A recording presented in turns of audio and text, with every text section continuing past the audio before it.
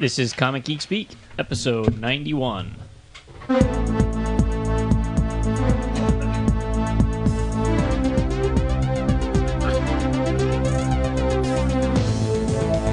Welcome to Comic Geek Speak. I'm Brian Deemer. I'm Matt. I'm Shane Kelly. I'm Kevin Moyer. I'm Jamie D. I'm Peter Rios. We are sexy bitches, yeah! And welcome to the show. Yeah. All right. I was waiting for everybody else to say something, you know. Hello. Every time we do, you yell at us. You're like, oh, it's so boring. You just tread all over. What?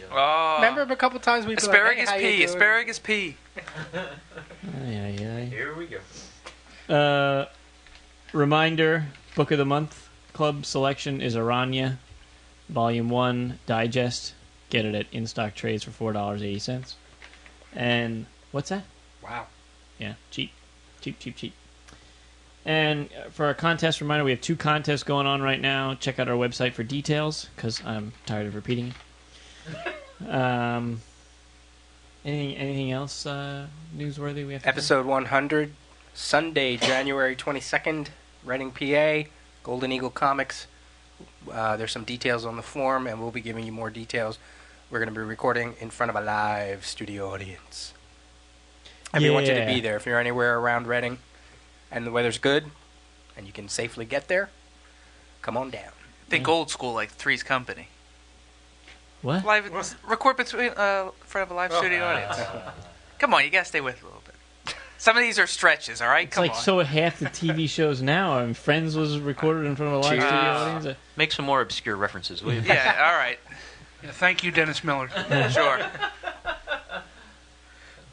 All right. That's my weekend update. Jesus. But then he makes you giggle. I thought we'd mix it up and do some voicemails first. We Sure. haven't done voicemails for the last couple episodes, so. Hey guys, this is Brad in Dallas. Edit this on the forum. I was just listening to the Special House of M episode, and I haven't listened to all of it, but I just wanted to let you know that there's Diet Coke on the inside of my windshield of my truck because I was laughing at something Brian was saying. It's like, trim down the number of mutants, then trim down the number of Vex books, because now we've got Son of M, Generation M, and JB goes, Eminem, and it was so under the radar. I think I heard somebody laughing in the background, but then he kept going, and Jamie goes, good. I was just so dying. I took over my windshield. It was hilarious. I have tears running down my face because I can't stop laughing about it. Jamie, you're funny, dude. Anyway, y'all keep it up. Good stuff. Good time. Listening to you guys. Good time. And by the way, you guys made me spend $150 on a new stereo just so I could plug my iPod shuffle and go to the front of it listen to you guys on my morning commute. I hate you. I hate you. Was he calling from his car? Yeah, that's what it sounded like. He had his phone. He has our number in his cell phone. I guess. I like that. That's the first time we've heard somebody say, damn you for making me buy a stereo. Yeah. I like how he's in the middle of talking about Jamie and just starts laughing right in the middle of it. Classic moments. Here's another one. Hey guys, this is Andrew from Bakersfield, room entry on the forum, and I just finished listening to your House of M special.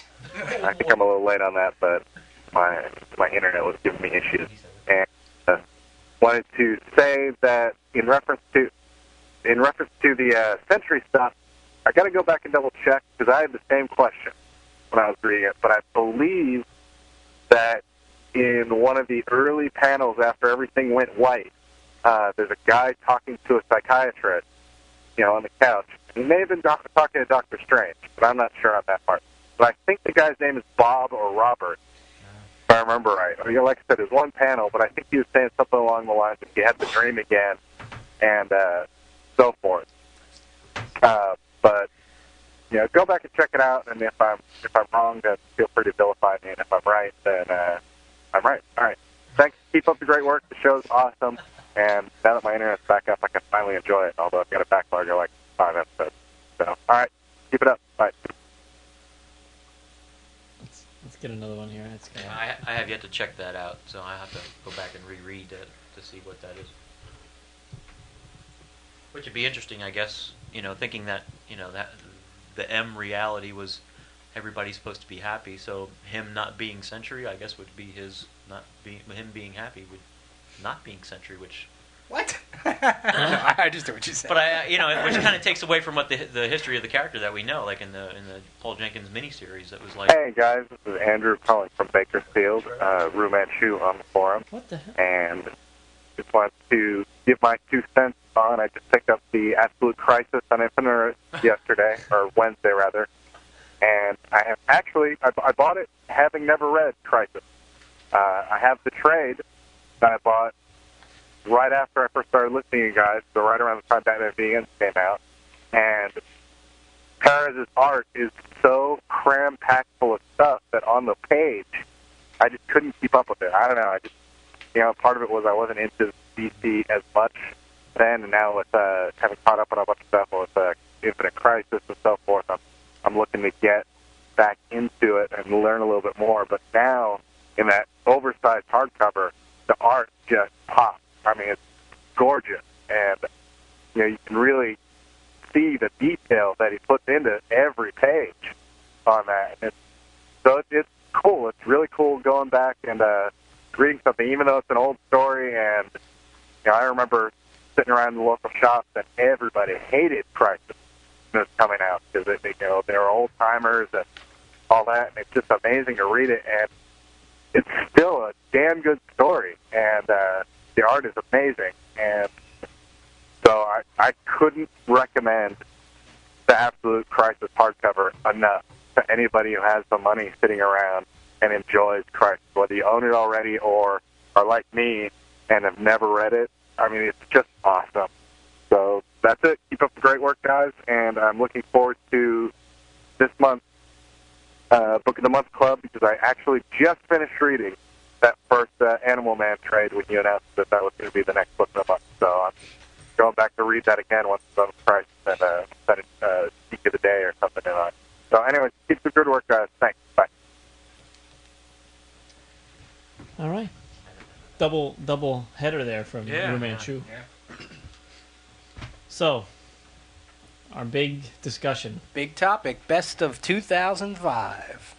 I think we need the whole time period for Yes, this. yeah, we do. We need to jump right into it.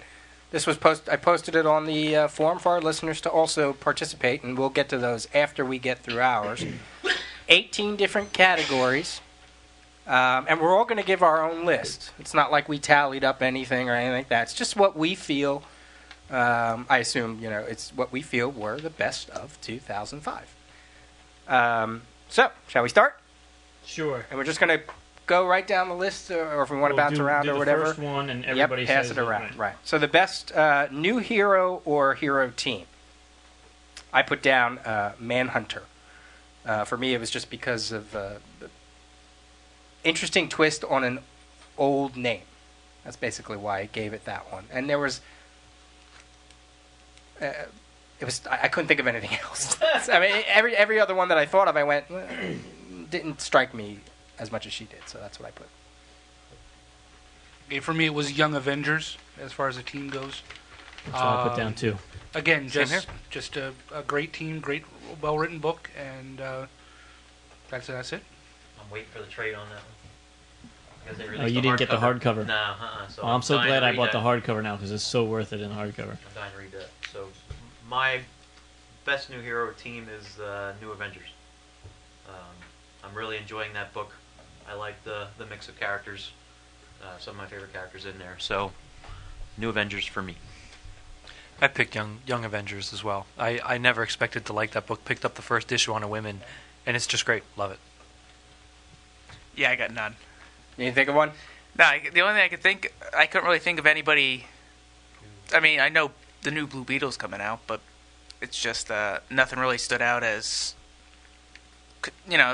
It's hard to remember what storylines occurred this year, or I guess last year rather. And I just couldn't think of anybody that I would say, "Oh yeah, I'm glad to see that person." You could have kissed a little ass and said Gravity.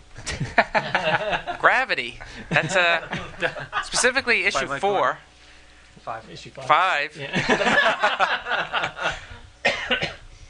By the way, and I'll do a few of these as we go. I had 30 entries from our listeners who actually took the time to do that. I thought that was kind of cool. And 7 of them picked Young Avengers, and 7 of them picked New Avengers. Oh, cool. So Avengers are all. It's all about all the over, Avengers this year. all over. So the next one, best new villain or team. Somebody else want to start? I'll Go ahead, start. Jamie. You want to, Jim? Yeah, Go ahead. yeah. Okay. Oh, okay. Okay, I'll start. I have the Winter Soldier. You're not sure if he's a bad guy, good guy, or what, but has me compelled and interested to see what they do with him. I had the exact same thing, Winter Soldier. I love that freaking book, and I love that series, and I love the story. Everything's great. I have Secret Society of Villains That's what I have. Who's the Secret Society of Villains? from Villains United. Oh, see, Yeah. I didn't get that trade yet. But they're also throughout the Marvel universe. I like didn't know that- every. You mean DC? Universe. DC, Come sorry. on. I didn't know that's what they were calling themselves. They kind of refer to themselves as like the society, Yeah, the Society. but it's based on the old Secret Society. And for me, it was like they're all over the place now. And like unexpectedly, somebody will pop up and mention the society. It's like, oh, so it's just like the JLU cartoon that they're doing this season. It's building up that whole force. I had to go with. I know he's been in the past, but the Red Hood, the new released Red Oh, Hood, yeah. I Yeah. think is very impressive. I must say Winter Soldier as well. On the forum, we had 7 for the Red Hood and 6 for the Secret Six, the Catman and Cheshire and the Parademon and things like that. That from was my Villains second United. choice for that. Yeah. Best new comic. My best new comic was Green Lantern. Same here. Jeff Johns and Carlos Pacheco. Yep. I put New Avengers because I was never been a diehard big Avengers fan, but I really loved that book. JSA Classifieds. I went Young Avengers. As did I. Let's do best. What did they say online? Was there any- It was kind of Mixed. yeah. Some of these were really mixed. The new comic, they had New Avengers had 5, and then all the rest were like Infinite Crisis had 3, JSA Classified had 3, on down to like somebody picked like Elk's Run, Lullaby, Green Lantern had 2, Testament, Stardust Kid. So there were a lot of different choices. This one was like harder to gauge among the group. Well, and my default was Infinite Crisis, but I tried to stay away from limited series for that and tried to think of something. I mean, even though the Since Avengers there is a aren't limited new, series category, yeah. What's next? Speaking of which, Best That was our limited series. segue. Mine I put Villains United. I really enjoyed that book. I liked the villainy that went through it, and I'm curious to see how long the society sticks around. I have to concur. That's what I put down. Villains United. I put down. It's not a limited series, but it was a one-shot. Jew Gangster. I don't know if that qualified within your parameters there, Peter, but something I didn't expect. We that could I have would had a ever- best original graphic Yeah. novel. Oh, or well, I something was like looking for that category, yeah. but it wasn't there, so I thought, well, I'll put it down. Next year there'll be We'll 9 make the addendum, categories. yeah. 19. But something I wasn't expecting to read, and then when I read it, I said, "Wow!" And I was looking at my shelf of all the stuff I got this year, and that's the one thing that stuck out the most. So cool. Mine was just for the pure fun, awesome artwork, and just everything I love about sci-fi and space was Adam Strange. Adam Strange. Planet Heist.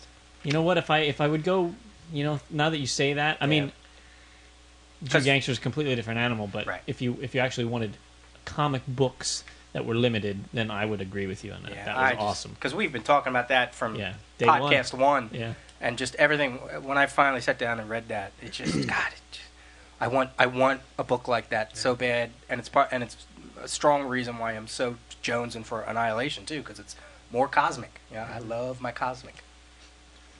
Loves his cosmics. My cosmic comics. Cosmics.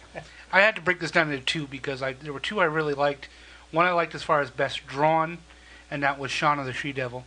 I love Frank Cho's artwork, and it wasn't the best written. I mean, it was good, but I want to call it the best written, but it deserves some recognition for the best drawn. And I had Identity Crisis. I thought was the best written. So those are my 2 picks. That was 2004. Was it? Yeah. There wasn't. Okay. Yeah. Then F that one. And we'll just go with Shauna the She-Devil. unless you got like the hardcover. No, you got this. Okay. You could have saved it. Yeah, I could have, but no. Yeah. I gotta be honest. Okay. Fool.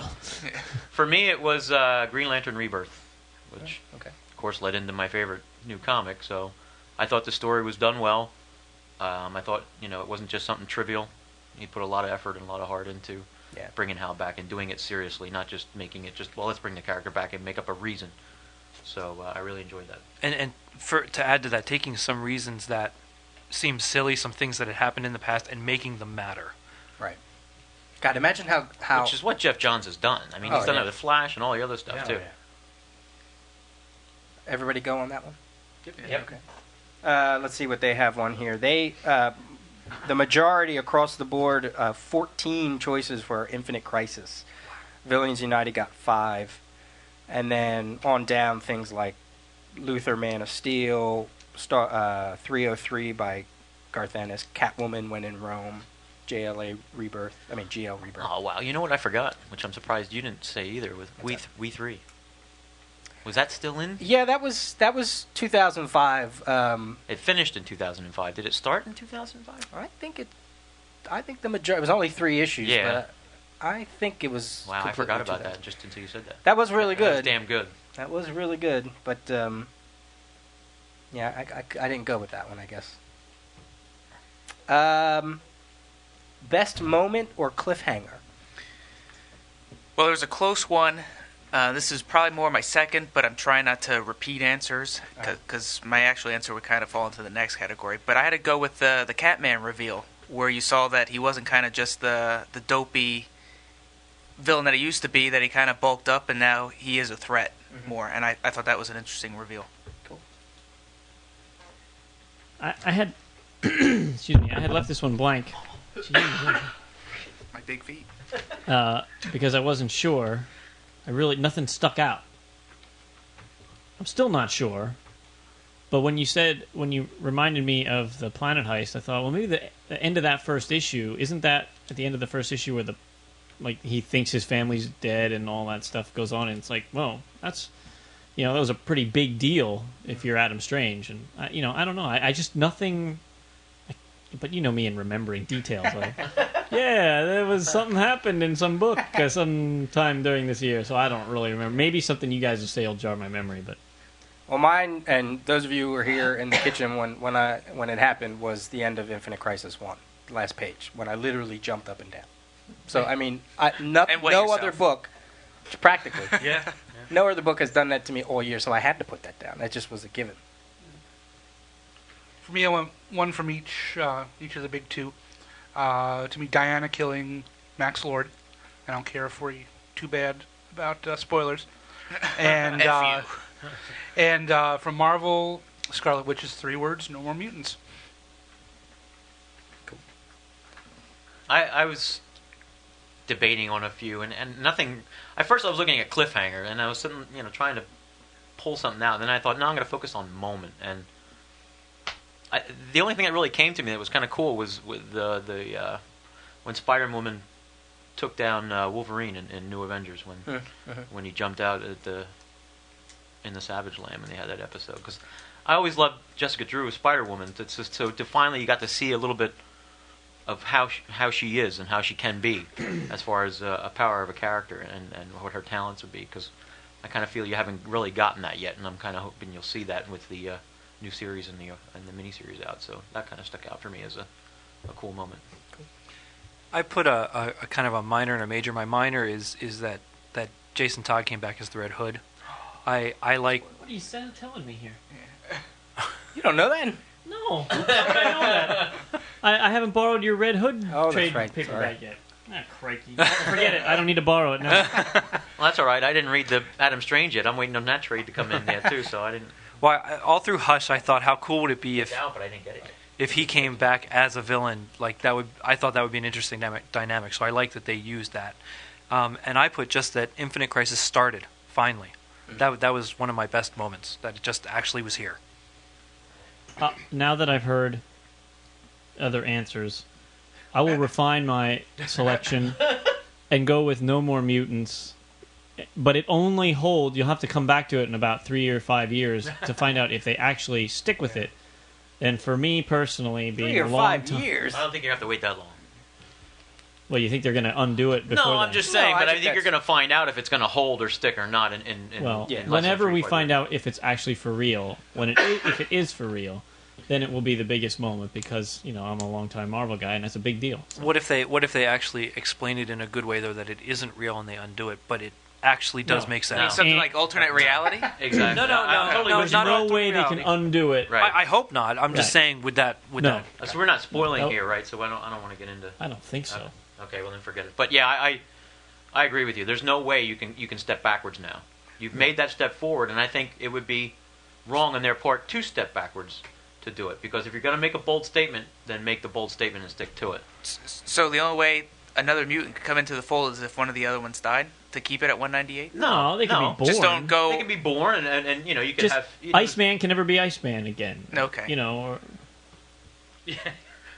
What do you mean? We had some spoilers earlier. I didn't read that. Oh my God!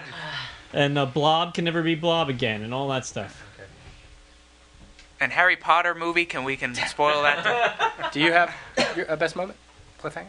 Yeah, I started. Oh, you started. Okay. That's right. On the boards, we had the end of Infinite Crisis 1 had 12. Wonder Woman killing Max Lord had 4. There were 2 for Spider-Man's, the thing that happened to Spider-Man. One of them picked Comic Geek Speak, the way the episode, the Stan Lee episode, how it went from a simple talk into an interview with Stan Lee. Nice. That's cool.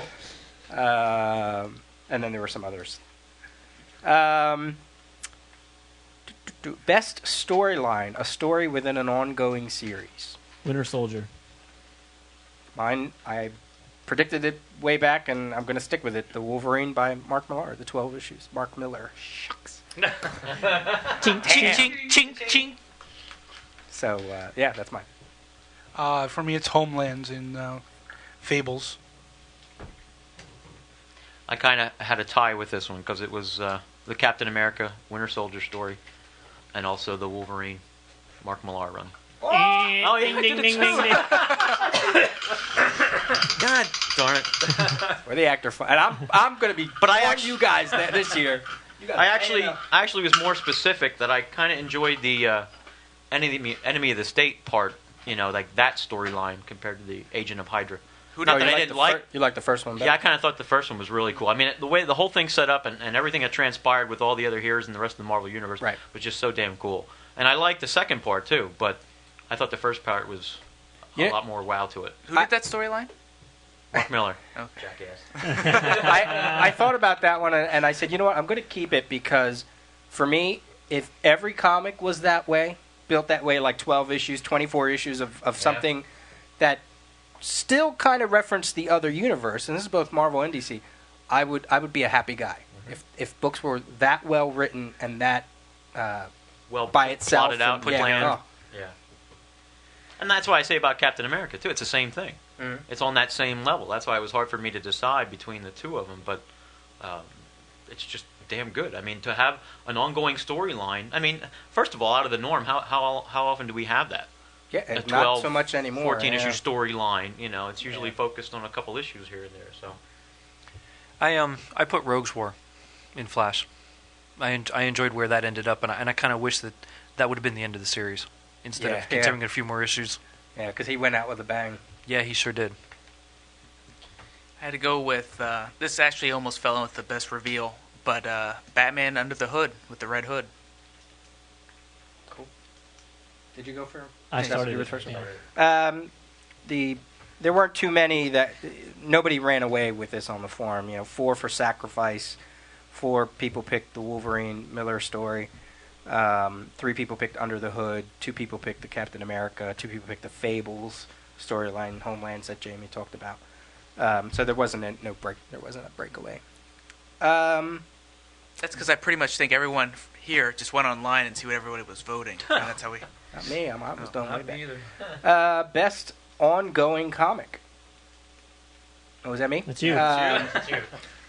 You're all. I read about 6 issues of this, but for the scope of it and for what he wants to do with it, I picked Seven Soldiers by Grant Morrison.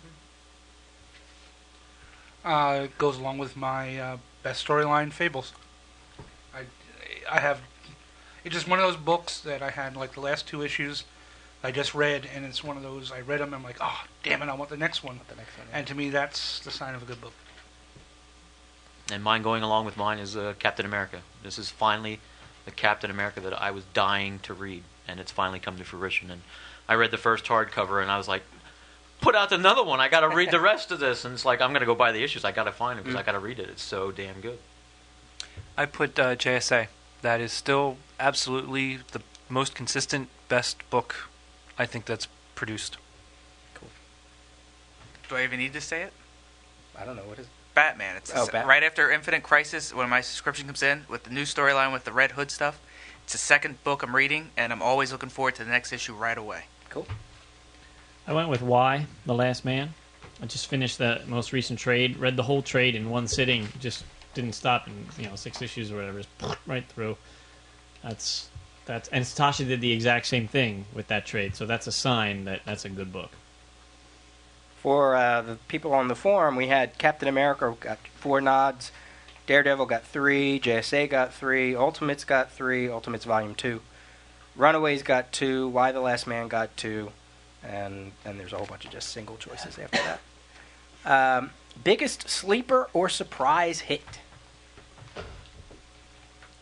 I'm not sure if mine's actually a hit or not, but the biggest sleeper for me is actually Manhunter, and how good that book actually is. When I didn't think it was going to be that good, it's turned out to be a solid book. Now, whether or not it's a hit or not, and people are reading it or not, I guess the sales will tell. But to me, that's my biggest sleeper.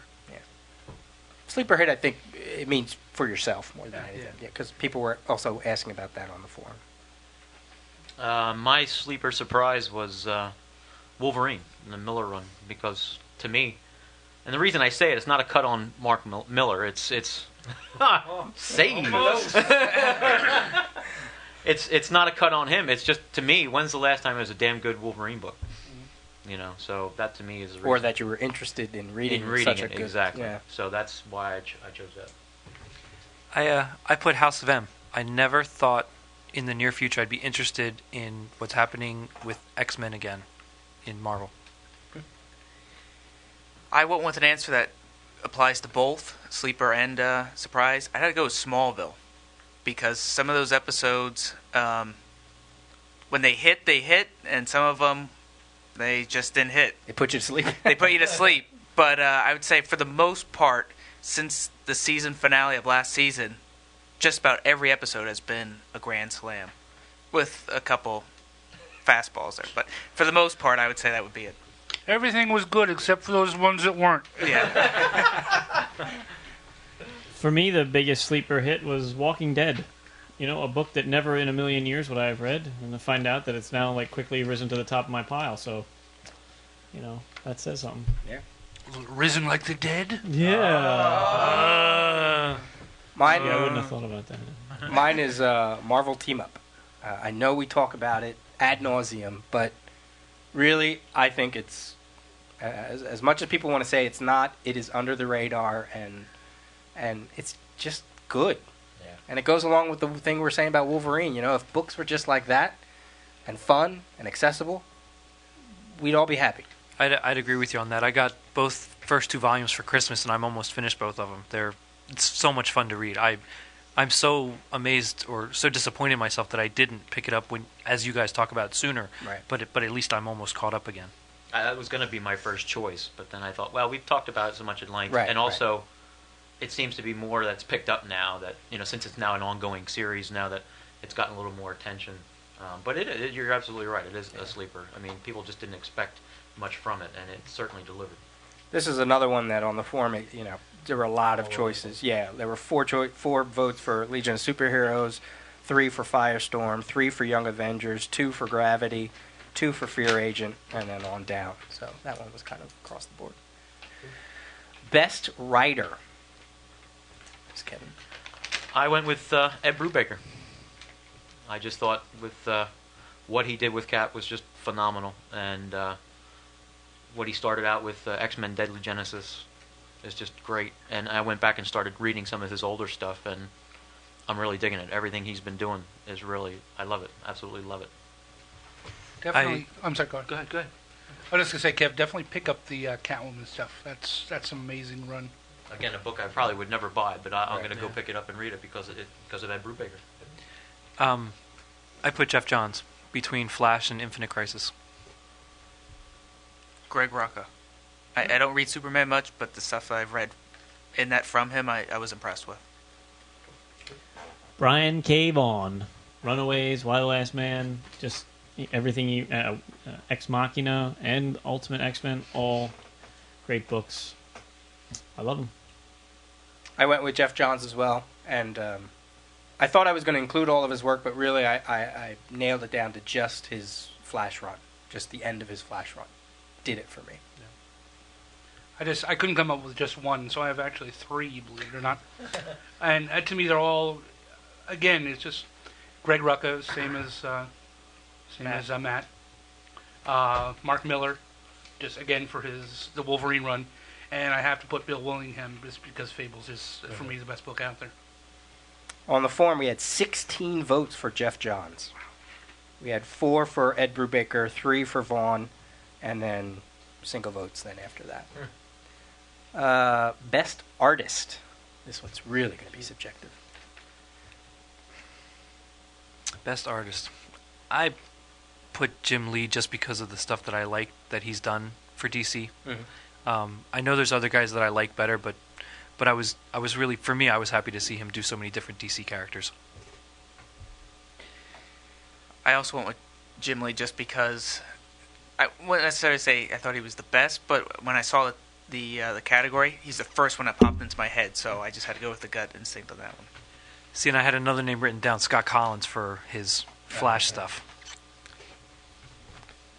Did Scott Collins do any I Flash don't issues this think- year? I don't think Not that in was- 2005, no. Because that was mostly Howard That was Porter. Yeah. This is a really, really hard category. I think it's the hardest category because for me, as much as I love to read them, I still love to look at my comics. Yeah, because what do you pick? Do you pick it just for pure your own personal pleasure? Do you really try? You know, it's tough. It's You know, tough. and it's really hard. I wrote down on my paper Jim Chung. I just recently, it could be because one of the things that I most recently read was the Young Avengers trade, but I loved that guy on Scion for CrossGen, and he's drawn the same way, but now he's drawn in the Marvel Universe, and when he drew in that book, you know, Iron Man and Captain America and who else? What's the other? There was 3 big league Avengers in that. Well, Jessica Drew was in it. Oh, okay. And Not Jessica Drew, Jessica Jones. Jessica Jones. And so you get to see him draw not just kids but adults. And when you think of Scion, you think, well, maybe it's going to be too cutesy or cartoony for the Marvel U, but no, he pulled it off, and they looked impressive. And so I don't know. I mean, again, how do you even decide this? But I went with him because I think he's really, really good, and he deserves some recognition. I went with Tom Grummett for Teen Titans and New Thunderbolts. It's apparent to me that I enjoy comic book art. Like, I'm trying to be specific, like the art that makes it look like a comic book. Not cartoony and not photorealism and not real, but his style, you know, really sings out to me. And just every time I open a book from him, I'm never disappointed. Just never disappointed. So I put him down. I had 2 down. I had the Jim Chung to go along with Brian. And another guy who he puts out his stuff, and every time he puts it out, it's great stuff. Brian Hitch. He's just a guy who is constantly good. It's just always there. I have to agree with Brian. It's very difficult for me to pick one. I mean, I have Carlos Pacheco, John Romita Jr., and Brian Hitch, and you know, there's so many people that I really admire that have done great stuff. Exactly. Right. And I actually went outside the box with this, and I chose Steve Epting on his Cap run because I always noticed the guy when he was doing Avengers and all the books that he's drawn. He's one of those solid artists that kind of gets overlooked in a way. but he's always there, and he's always doing consistent work.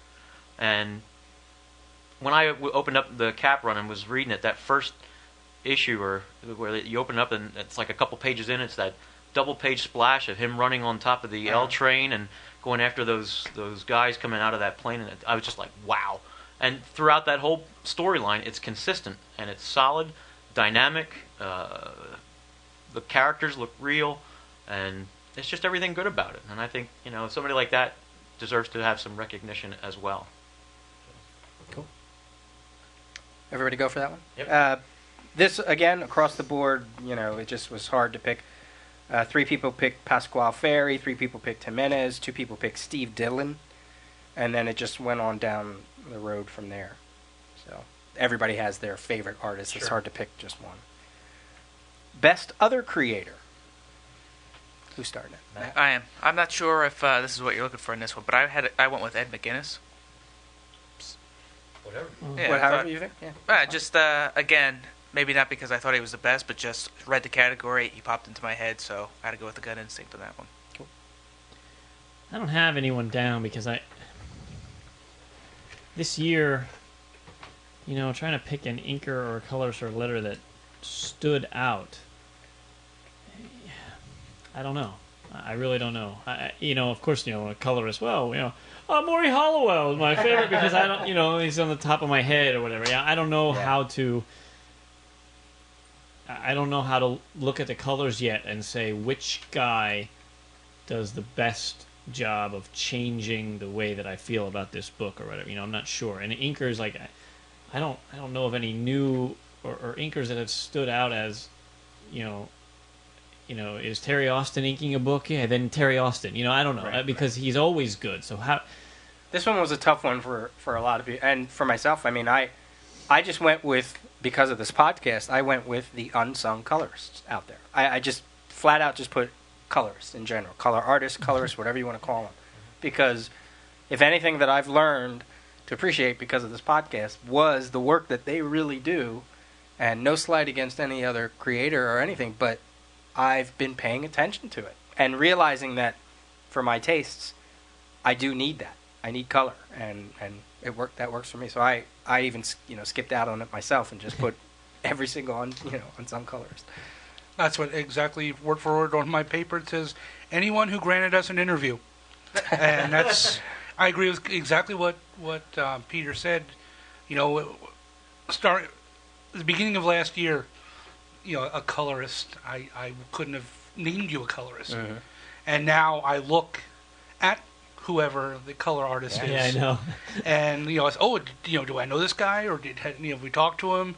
And there were color artists that I enjoyed that we've met. I mean, Brian Miller. Yeah. I didn't know him, but now I've been enjoying his work on Strangers in Paradise for years, and that's a black and white book, so it's just the art, the cover art. So yeah, to me, I put anyone who granted us an interview. I'm not laughing at you, Jamie. It's just funny. You were saying, I'm talking about how great a colorist was, and that's a black and white book. And I'm like, no dig on you, buddy. No dig. I know. This one I thought was going to be a little tough for me, but it came out right away. And I immediately leaned toward a color artist because I had some, being a budding colorist myself, color artist or whatever you want to say. And I thought about it, and knowing Chris for as long as I do, and Brian, part of the show, and especially Maura Hollowell, I'm enjoying his work. But what stood out to me this year, as far as what I felt was one of, if not the best colored book, was Captain America, and that was with Frank D'Armata. I thought that the moods that he set, and if you look at the backgrounds as well as the figures, they are so capturing of mood and element. And to me, it was the first time in a while that a book stood out to me that strongly, that while I'm reading the book, I'm going like, wow, I'm really appreciating what he's doing. That's something that stood out to me, that it made notice for me. So I got to give him props. Because, I read New Avengers, and I love the book, and he's the one coloring that book as well. And I didn't do that when I was reading New Avengers. But reading Cap, it stood out to me. It really struck. I put Scott Williams and Jim Palmiotti for inking. And it's only because they're two names that popped in my head. I agree with what Jamie and Peter said. Through this show, I'm getting a real education about looking at people other than just the writer and the artist, the penciler. And it's something I never used to do. So I'm still very naive in knowing all of these people and how good that they really are by name. So I picked them just because they did pop in my head, but I'm really getting an education through what we're doing here. Did you start that one, Matt? Yes, I did. Okay. When I go through some more of the listener ones, I'll go through that other section because that was all over the board, and some people didn't answer it.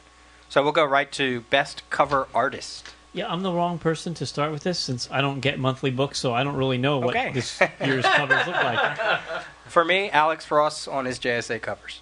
I used to complain about iconic covers that don't really story tell, that don't really let you know what's in the issue.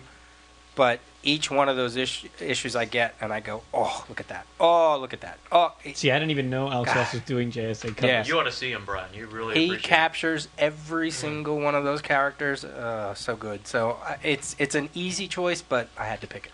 Brian, you actually have seen one of those covers.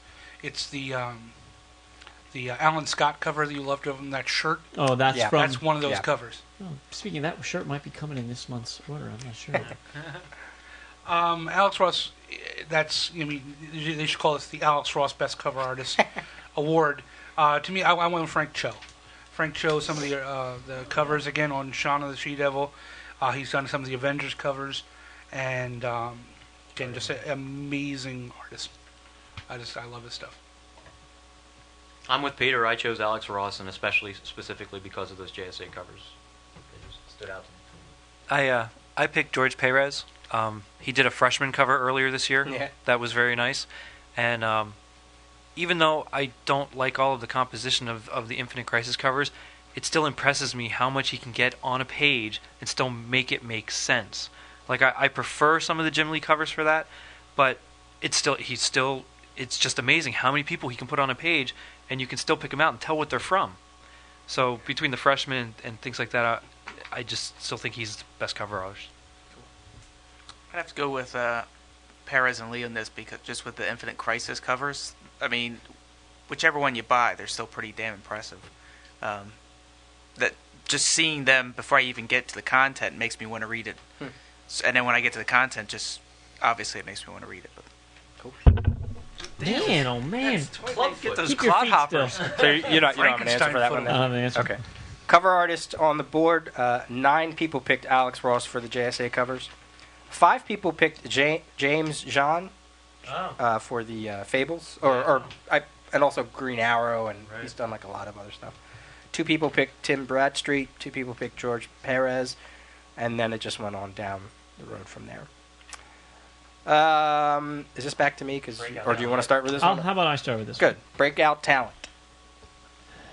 I put, and not just because we spoke with him, Michael Lark, because I personally didn't know who he was until I read that Captain America.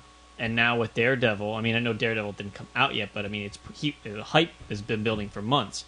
So he's finally in the spotlight. I mean, he's been drawing comics for years and all that stuff, but I never knew about him. So I'm going to say Michael Lark. I'm sure I think this is on Shane's as well.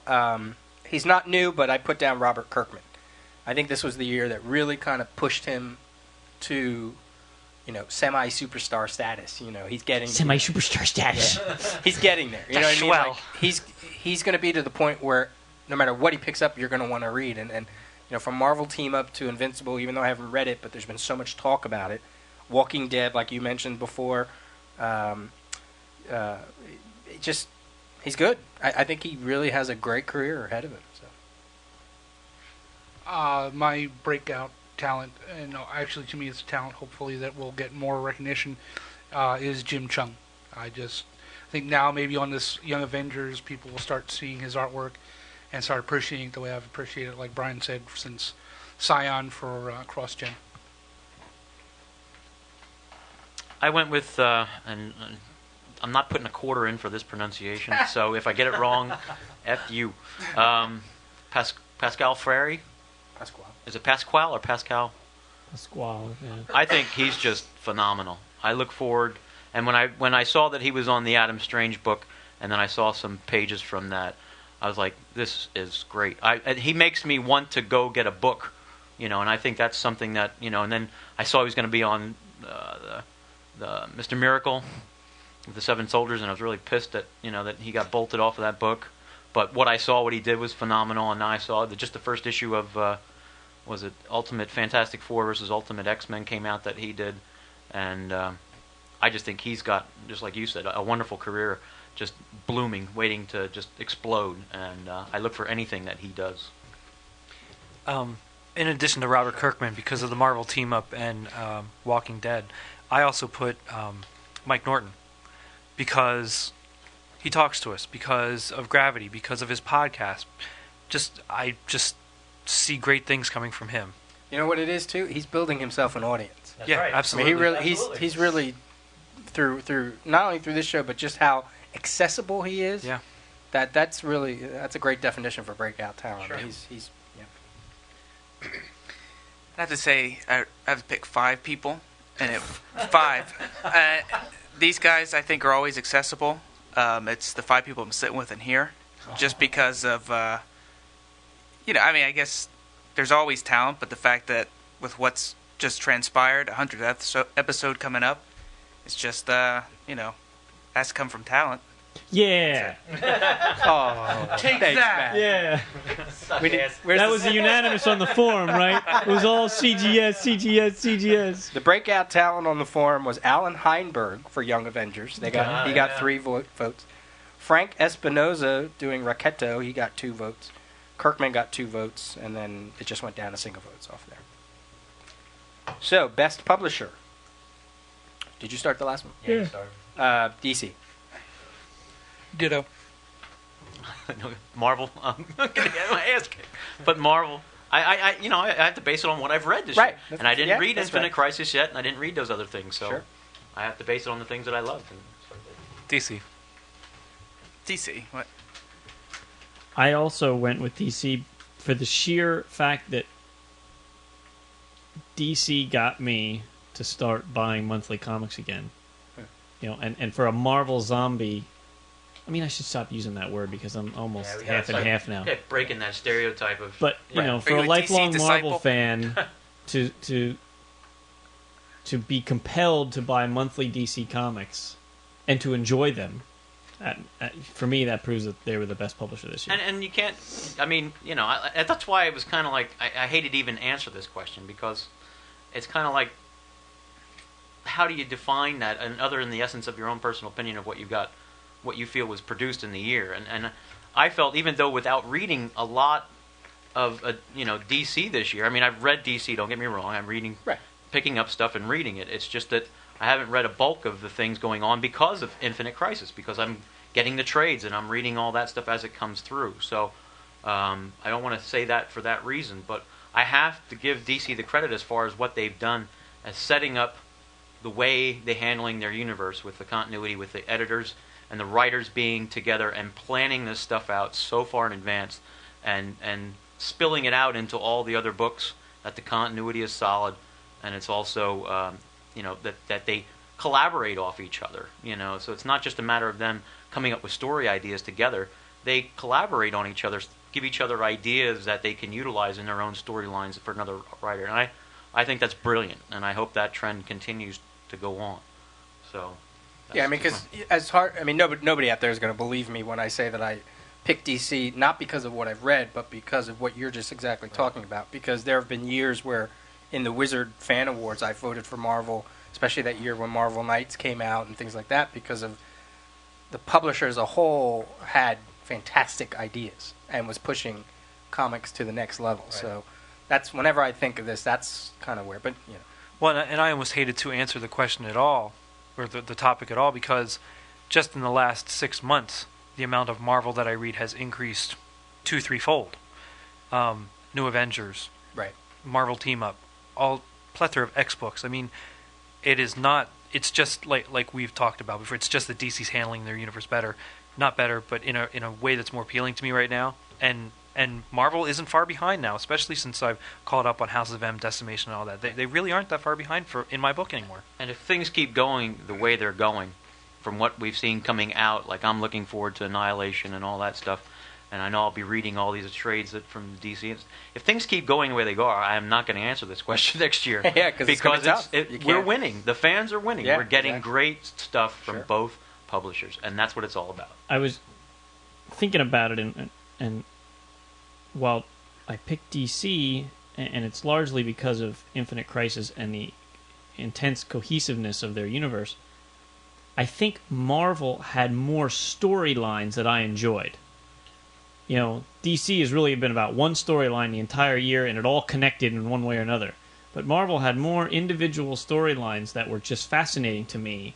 All these different books that, you know, Runaways and Young Avengers and Marvel Team Up and the Wolverine story and the Black Panther remake that I started reading and loved, and the Captain America thing.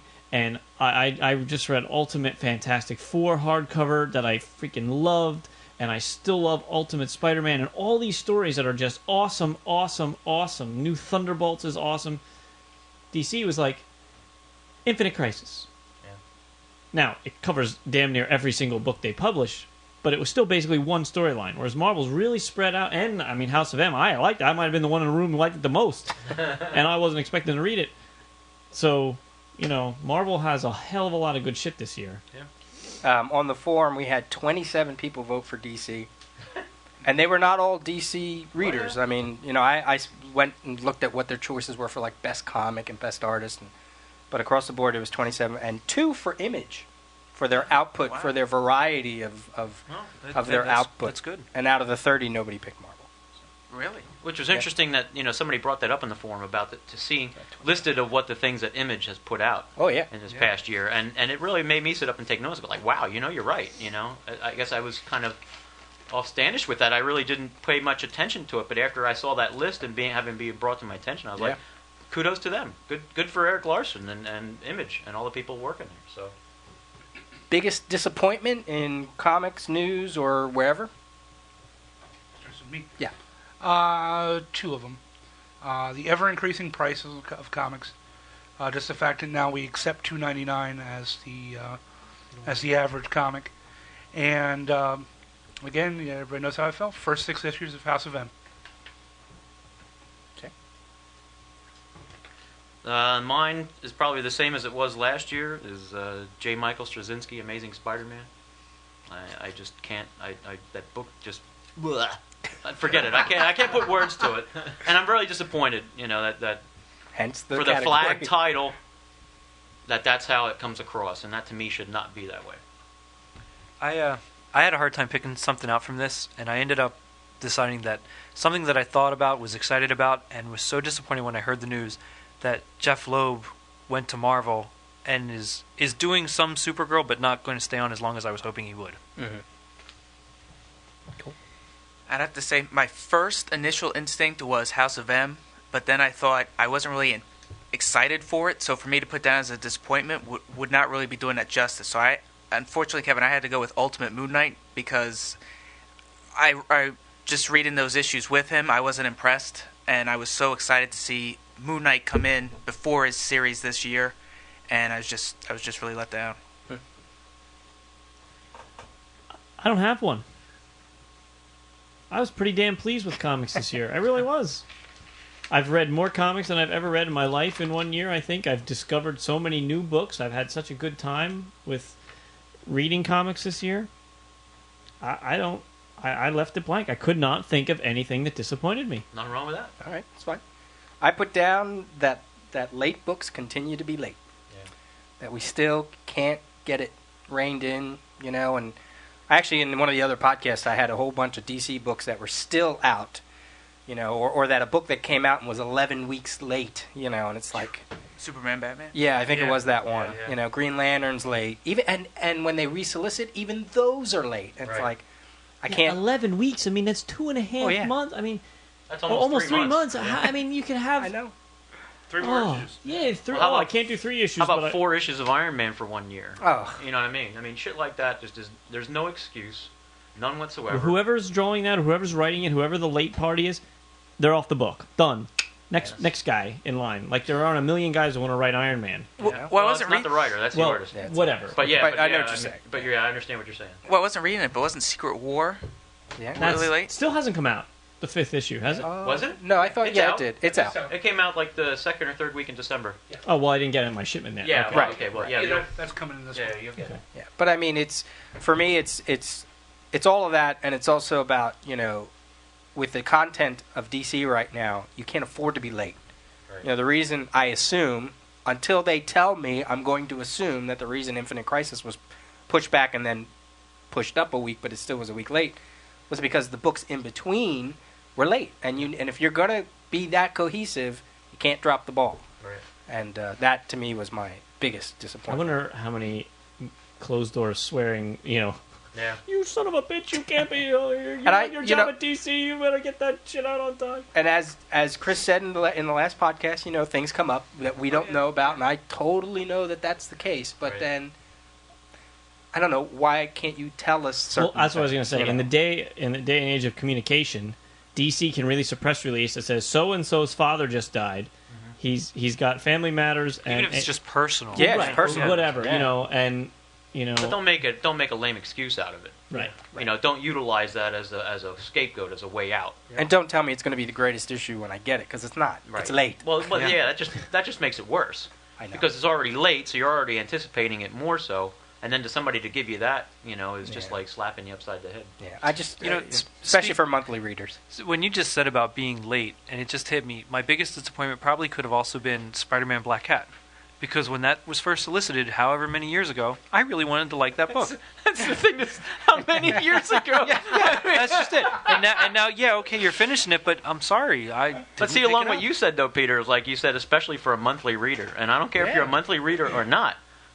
If a book's late, the trade's going to be late, so that Yeah. means that's less time Yeah. I'm going to get to read it as well. So Yeah. it doesn't matter if you're a monthly reader or not. I understand it's more impactful that way, Sure. but it still affects everyone. It's not just a monthly reader. On the board, we had 9 people put down House of M, and 9 people put All-Star Batman and Robin. Oh, I forgot about that. That's a good one. 2 people picked The Death of Blue Beetle. 2 people picked J. Michael Straczynski's Fantastic Four. Shane, I'm pretty sure that was the first Wizard World Philly that we went to. Yeah. That I was think Black you're right. Cat. I think you're absolutely right. They've given out that freebie preview thing. That's All right. insane. Best comic-related work in another medium. That's me.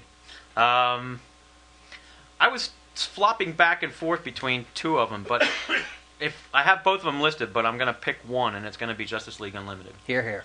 I think that cartoon, I hate to even call it a cartoon, because just by saying that, it gives that stereotypical, image or whatever, or thinking Right, that it is, right.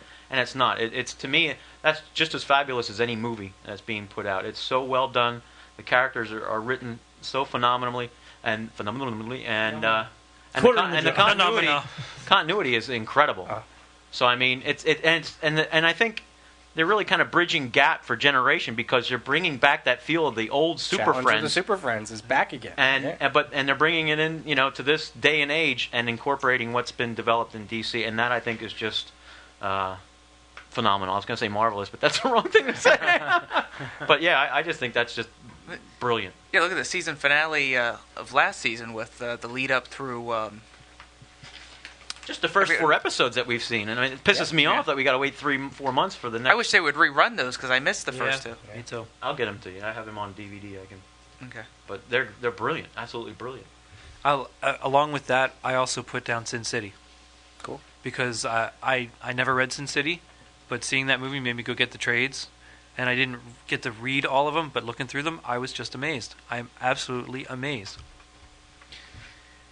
I obviously had to go with Batman Begins after the last 2 movies. To see this one and then get to see it in the IMAX for the first time, it just blew me away, and I was able to sell it to some other people that probably wouldn't have gone to see it, but just saying, imagine if somebody could actually become Batman.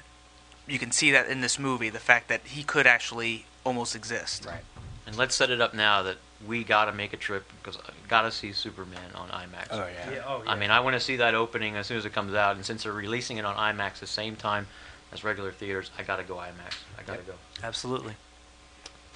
I put down Sin City because it proves my point that you can take a comic book and basically word for word, panel for panel, put it on the big screen, and it will be immensely entertaining. You do not have to rewrite origins. You do not have to change costumes. You do not have to F up anything that goes on in the comics for Hollywood purposes. Or, it won't work on the big screen. Bullshit. It works. Sin City proved it.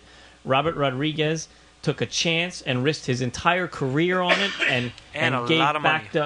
backed up Frank Miller and removed himself from the union for the director and all this stuff, and proved that he made one hell of a movie. And now they're doing the second one, and it's going to be the same thing. And movie making techniques that he used are amazing. And that guy Robert Rodriguez is a genius, and he does everything himself, the editing and the writing, the music and the directing and everything. That is the best thing in comics this year. I agreed with you with the Justice League Unlimited, Kevin. After that rant. Not rant, after that. It's hard to follow. I had two, but I'm going to stick with what both Brian and Shane said, Sin City. I just used part of Matt's Christmas gift and bought the new cut of the movie. I haven't watched it yet, but I'm really looking forward to sitting down and watching it. Yeah. I mean, what you say, Brian, I mean, I agree with you that it finally does show that you don't have to change things. But then I looked like my second choice was a split between Sin City and the FF movie. And the reason I bring it up is because for FF, you had to change the origin. I mean, for them, because you realize in the comic, it was the whole get to the moon, it's a space race thing back in the 60s, and that's totally irrelevant at this point. Unless they kept it in the 60s. Well, yeah, but that was totally not the way they wanted to go with it. But so I think, stuff like that. But it's kind of like that one side or the other, in essence, that, some things... Let's take FF for an example. You can change it from being the space race to being, we're going to be the first people to explore Mars. Update it for the, but they get blasted with cosmic rays, and Doctor Doom is not on the spaceship with them, and they come back, and Doctor Doom could be regular Doctor Doom, not this organic Doctor Doom or whatever. That's what I'm talking about. Daredevil can get splashed with stuff because he's pushing an old man, from away from the truck, Absolutely. and still become Daredevil. The Hulk does not have to get Hulkified by his father injecting him with stuff, or all that nonsense that went on with that changing of the. It's like his father's not even in that freaking comic book. You know what I mean? Like, that's the stuff that I'm talking about. That's what's just burns my ass every time. He is in a comic book. Well, but he's not. Peter David put that in there as when that big whole thing towards the end of Peter David's run, when he totally transformed the Hulk and the Dale Keown issues and such, that the whole basis behind all that was because of his abusive father and the whole psychosis behind it. Okay, well, his father doesn't have to turn into the Absorbing Man. Well, that I don't disagree with. But you know what I'm saying? Yeah, I understand. I understand the point you're making, and I understand that it is finally true that they are doing that, and I hope that it does follow trend a bit more than that. And even if they refuse to do it with mainstream Marvel and DC books, but if I can see more indie books turned into movies where they can be completely faithful to the source material, then I'll take that. I mean, don't get me wrong. I mean, that I love Fantastic Four, right? And that I loved X-Men, and I love Batman, and I love all these movies. I think they're great. I've been saying it. Added extra thing. Yeah, that's I've been saying it for years. Just do it. Home. Like X-Men still pisses me off with the stupid black costumes. They put it in the books for a few years. Oh, Hollywood, we can't do a colored costume. It'll look ridiculous. Well, look at Spider-Man. It looks freaking awesome. Right. Why the same guy who sewed up Spider-Man's costume sew up the X-Men costumes? Wolverine is yellow. That yellow costume. Well, they could have done the brown and tan one, which I thought would have been either one. But you know what I mean? Like, exactly. Just do it, and it won't look stupid because Hollywood knows how to make it not look stupid. On the forum, we had 9 votes for Batman Begin, 5 for JL Unlimited, 5 for Sin City, and 5 for CGS. Those suck-ups. All right. Most important news of 2005.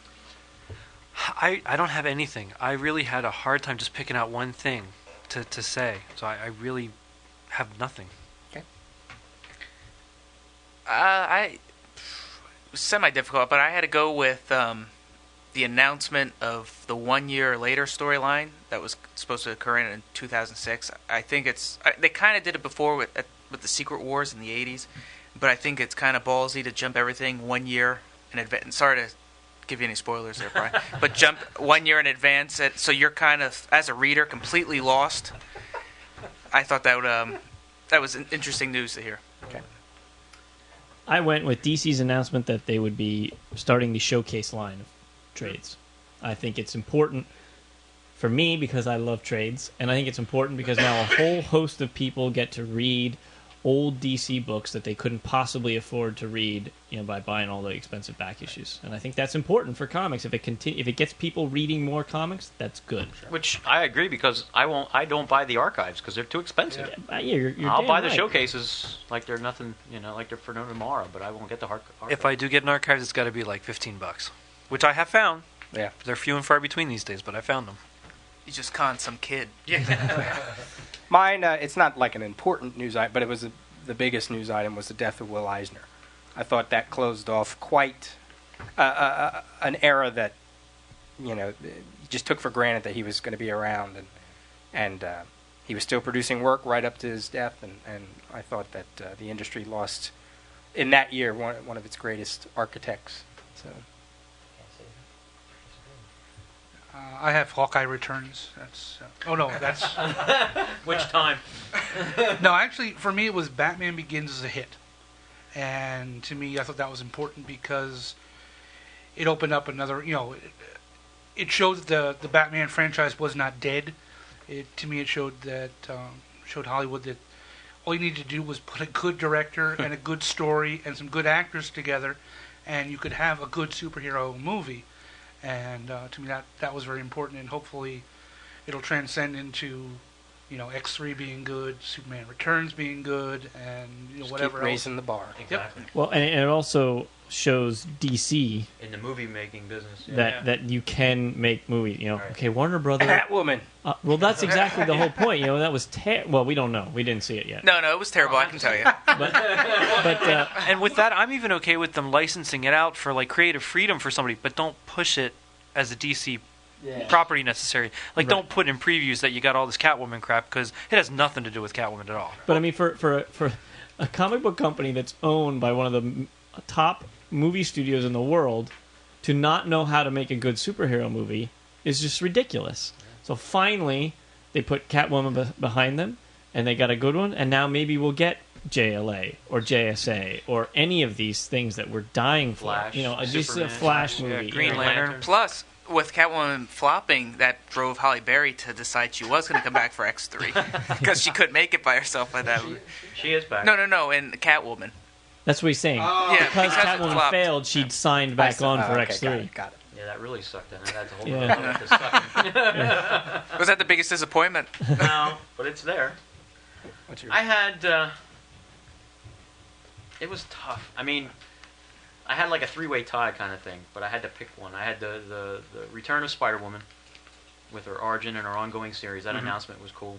The 198 Mutants. I was like, I'm all for it because I'm really anxious to read a good X-Men book, and hearing that and then following through with that, I'm all for it. But I had to pick one, and the one I picked was Peter David on Friendly Neighborhood Spider-Man because I want a damn good Spider-Man book, and I'm afraid that is how I'm going to get it.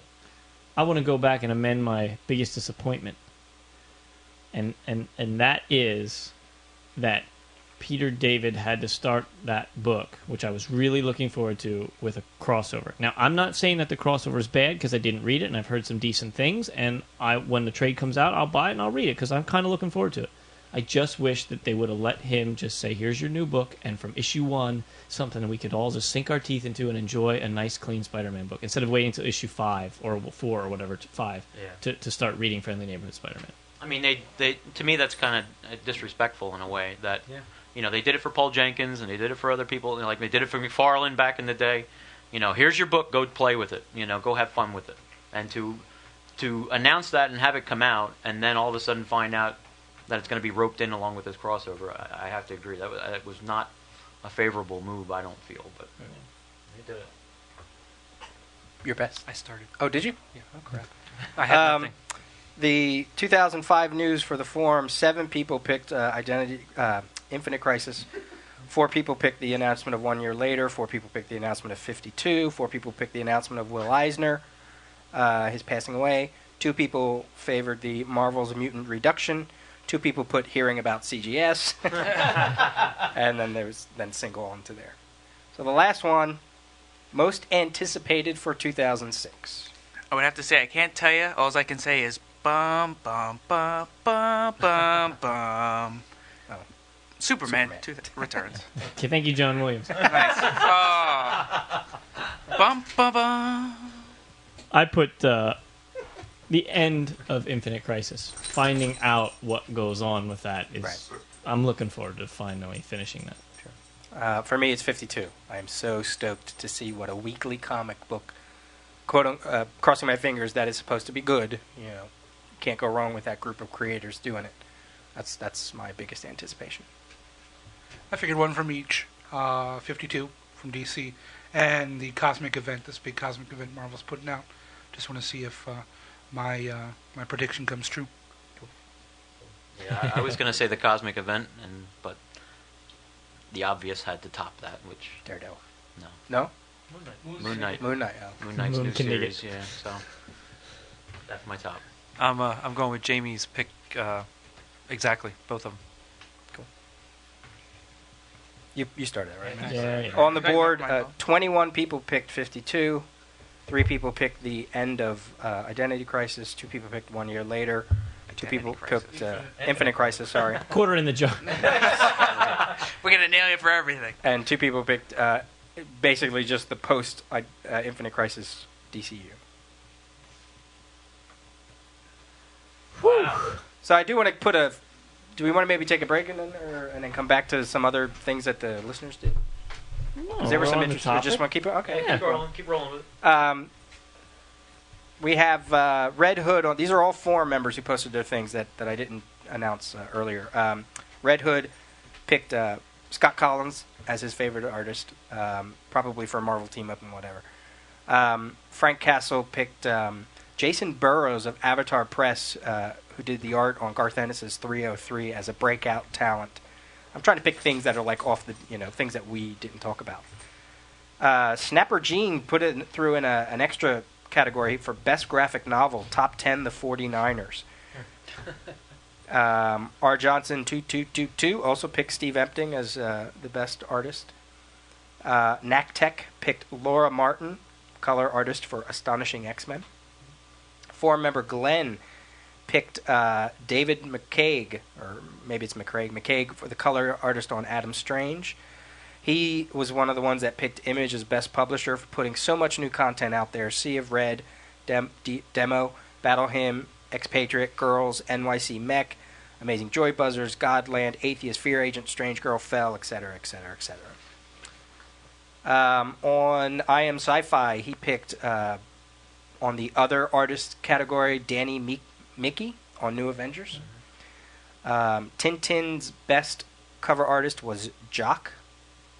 L Train's the guy Losers. Cool. L Train. Let's see, what category is number 8? 1, 2, 3, 4, 5, 6, 7. Oh, and let me. Go ahead. Jock's also the interior artist on that book, which is one thing that I love. It's like the cover artist. and cover. the They interior. do the whole book. Yeah. I really get kind of even if it's a favorite artist of mine, is doing a cover, but then you open up and it's not the interior, or it's like John Romita Jr. is doing a great book, but they got put somebody else on the cover. It's like, whoa, what? Who's better than John Romita Jr.? Come on now, like. L Train, his sleeper hit was Fear Agent, and his best artist was Mike Mignola.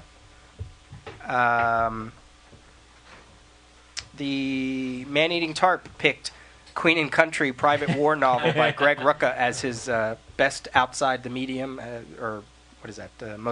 Best comic related work. He also picked Rick Remender for doing so many things as best other creator.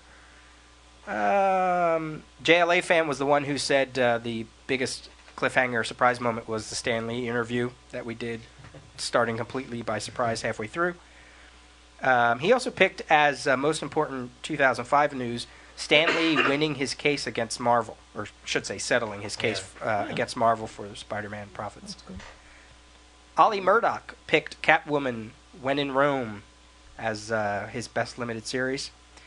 His announcement, his important news for 2005 was Brad Meltzer on JLA, and his important anticipation for 2006 is Morrison and Jim Lee on Wildcats. John Mayo put breakout talent. He put Dan Didio. His vision for the DCU has really taken form, and we can see what he's been building with for the past few years.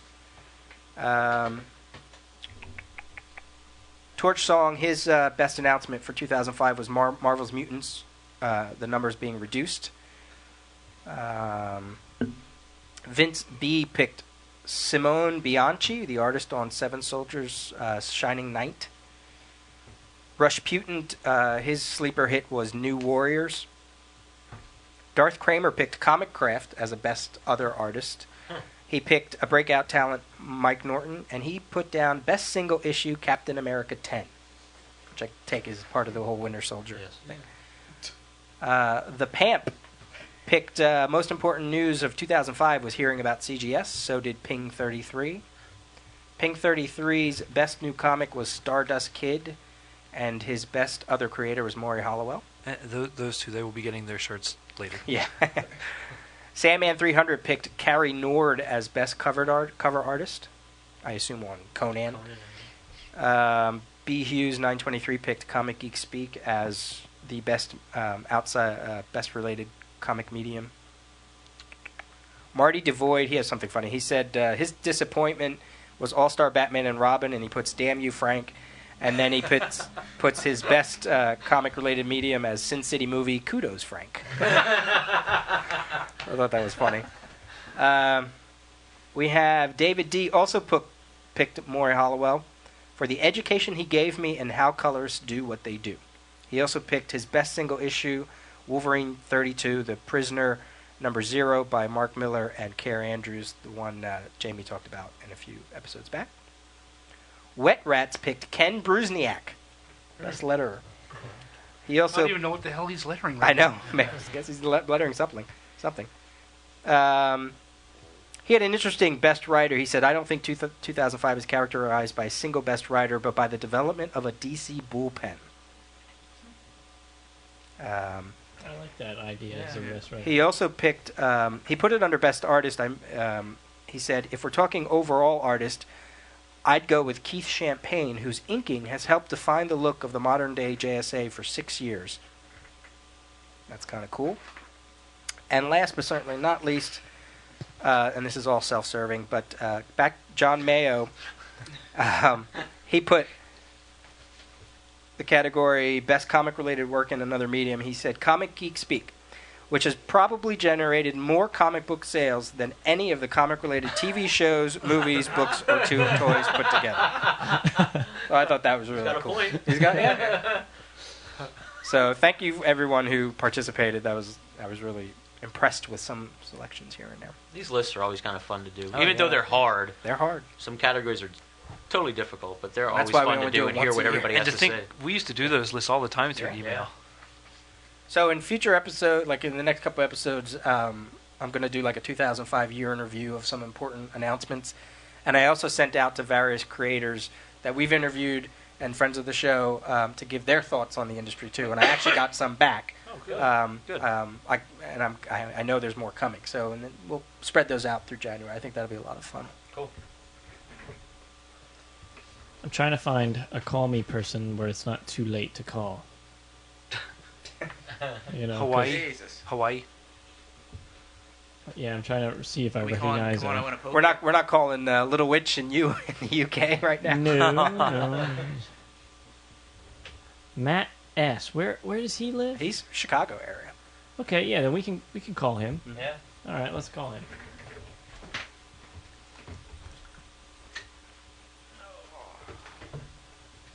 Just don't mention Captain America.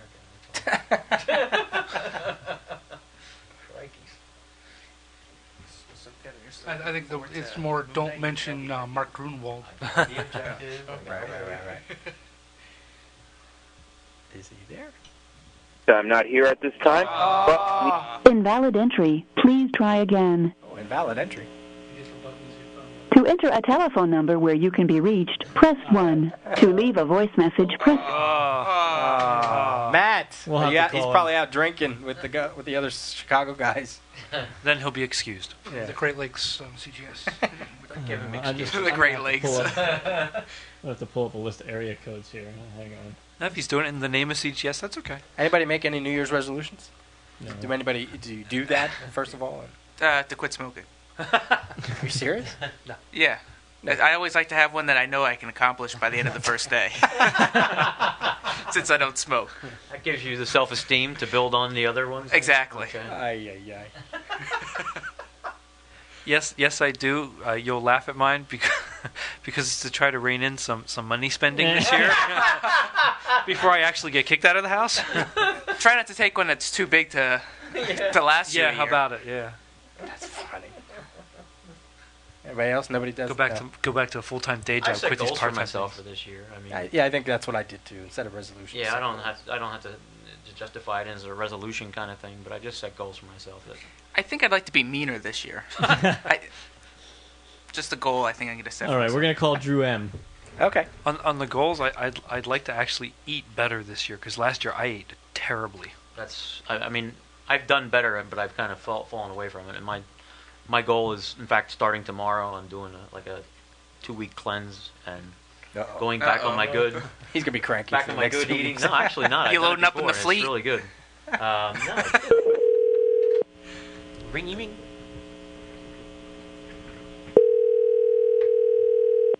Do we know where he's from? California. Oh. I'm pretty sure. He California. might be Here we recording go. his own podcast right now, going, "Damn it, my phone's ringing." California. California. Hello. Hi, please leave a message for Drew after the beep. Bye. What does To that page mean? this person, press 5 now. Drew. Blow it, Drew. Wah, Blow it. wah. In case you didn't figure it out, it's a CGS, guys. We have to move you back to the bottom of the list now, Drew. You're out of there. See ya. Yep, well. Okay.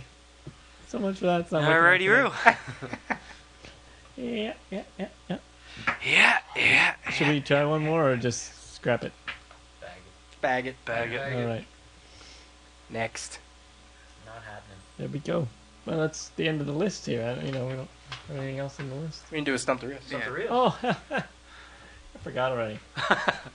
Whipping out the hand puppet Rios. Stump the hand puppet, Rios. Hi. Is that going to be the new Peter puppet? How are you defining that? My mascot. My good luck charm. Me. My alter ego. Is that the Earth 2, Peter? Yeah. Okay. This is Scarface. It wasn't me. It was the puppet. Ventriloquist. Yeah. Batman. All right. Here's one. I didn't cue the music. Screw it. I know. Here's one from Mike Lewis. See, now I'm going to lose because you didn't play the music. He says he's Iculus on the forum. Okay. I don't remember seeing that name. Mhm. Yep. Marvel. The cover of the first issue of his book proclaimed him the galaxy's hottest new hero. It was 4 months before the second issue came out, where the cover proclaimed that Earth's hottest new hero returns. He battled Doctor Doom in this second issue. There was never a third issue, and the character disappeared. Name this Stan Lee penned book. 2 issues. Stan Lee. Doctor Doom.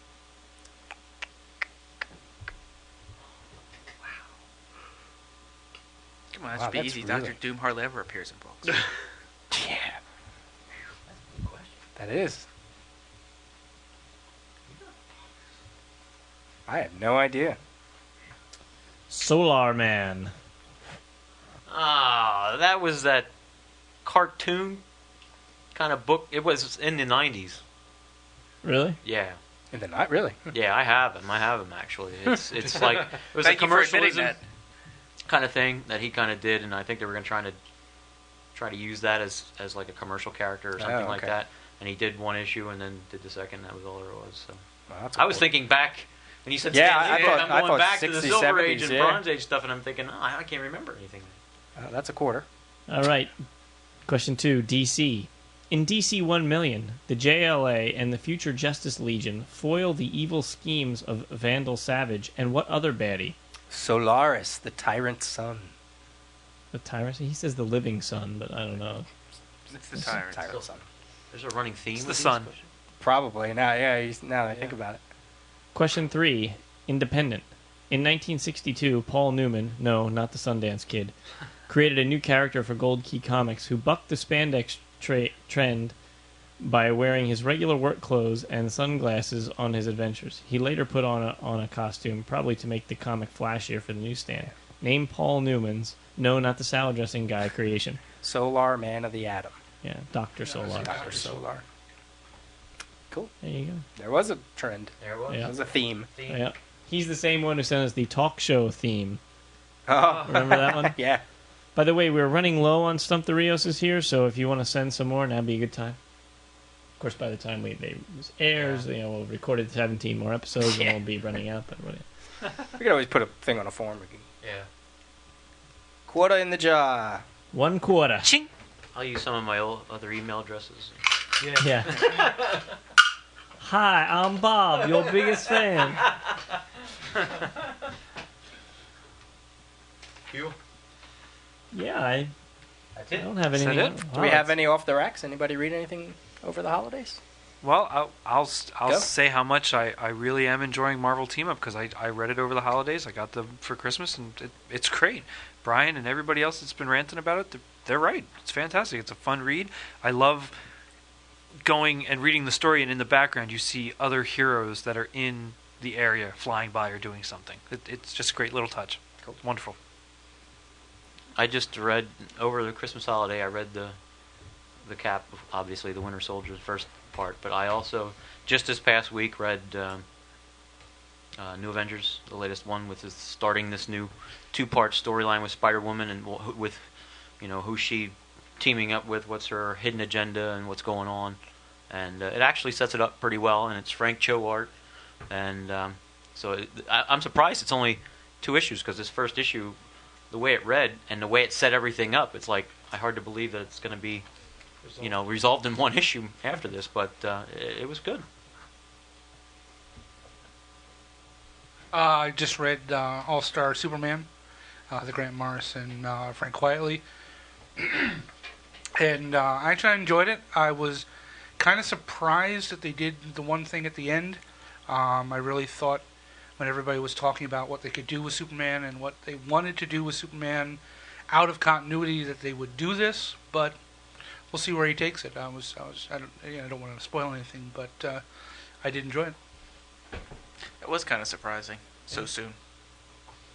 I read the first trade that just came out, A Legion of Superheroes, the new Legion. It's the first time I've ever read anything that had anything to do with Legion of Superheroes, and I really liked it. I mean, I don't know how good it is compared to past Legion runs, but I'll tell you what, I was thoroughly entertained, and I was intrigued by the characters. And explain that. We have a few minutes here, so maybe have you read this new Legion run? Do you like it, Peter? Yeah, as a fan fan of Legion who was really put off by the whole 0 Hour reboot, and just wished I had my old Legion back. This isn't the old Legion, but I have to say I am really enjoying this new Legion. It's growing on me because I really, really liked the one before this one. I liked it a lot. I just like some of the storylines they did with it, and I was kind of cool to it when I first started reading it. But these last couple issues have been really good. I've enjoyed where they're taking it. And if you like this, Brian, then you got to get some of the old Keith Geffen stuff and even the stuff before that. It's a really good book. Is this a series that was just launched? Mm-hmm. Yeah. Okay.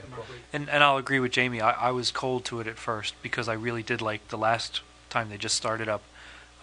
But I've really grown to like it. I'm looking forward to it, and I do want to pick up some of that old Keith Giffen stuff. How does it fit into continuity, because in the beginning, it's like it's the first time there's ever been a Legion of Superheroes, and they make you think it's a whole brand new thing. So what's the deal there? That's pretty much it. Yeah. Because it's in the future. That's the whole thing. It doesn't. Right. They ended the old storyline. Everybody kind of flew off into some kind of netherworld, and then the next issue you got was boom, this Mark Waid, and it doesn't fit into continuity at all. This is just a new continuity. It's the same basic characters, your same kind of backstories. You know what planets they're from, who they are, but it's not burdening itself with any of the backstory, trying to explain away anything that they did in this last one. Yeah, because I mean they're gonna. I think next year is when you're going to start to see it kind of connect. You are. I mean, with the obvious announcement 1 year later, what they're going to do with it. Yeah. So, you know, like every time they restart it, since it's in the future, they can almost restart it at any year they want to, and it doesn't even matter. You know, and that's kind of what put me off about the 0 Hour reboot. It was kind of like they had years and years of continuity. And then even with the 0 Hour stuff that a lot of people did like, had years of continuity, at least 10. And now we're back again at another one. So it disappoints me that they keep doing that, but at least this one is. I do enjoy this one. Okay, cool. And I thought the premise that he did with it is really interesting. Yeah. So that's cool that you're latching onto that. I read the first 3 issues of Stardust Kid. We talked about Desperado Publishing and Image. They sent us some preview copies to talk about. So I read. Some issues, and it's by J.M. DeMatteis and Mike Plug and colorist Nick Bell. And it's good. It's interesting. It's not something I would have picked up, obviously. It's very fantasy-oriented. Wizard of Oz meets Narnia meets Alice in Wonderland. You know, I mean, if you like any of that kind of fantasy-oriented stuff, you're going to like this. I don't know who they're writing it for, though. It's not for kids. Is it for adults to read to kids? I don't know. The writing is very intelligent. By what I mean by that, it's not. You could probably read it to a kid, but I think there's stuff that might go over their head, which I guess is okay. I mean, as a kid, I can remember reading stuff that I really fully understand. It's very wordy. Not that it's a chore to read, but there's a lot to it. There's a lot of meat to it. The narration is interesting. The artwork is. I tried to like nail down what you could compare it to, and I kind of came up with like a softer, cleaner version of like Sam Keith, of like the Max Sam Keith, the very rounded characters and things like that. Like that's not a perfect description, but I tried to come up with something that was close to it. The coloring is very storybook, fantasy, children's book. Almost looks like at some point looks like colored pencils. At other points, it looks like watercolorish. So that was kind of cool.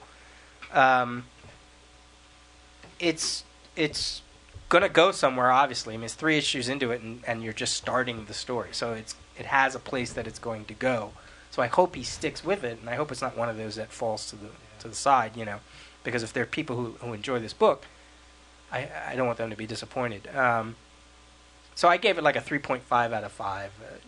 It's not what I would search out to read, but I did enjoy it while I was reading it. So I throw that out there. All right. Well, that brings us to the end of the show. Thank you, Peter, for finishing it up.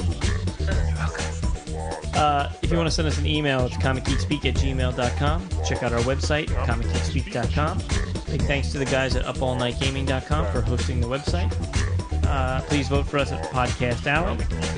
And as always, we're brought to you in conjunction with worldfamouscomics.com, your spot on the internet for the best comic book and entertainment-related columns, contests, features, reviews, news, resources, and more. And never forget that we are uniting the world's mightiest heroes, one listener at a time.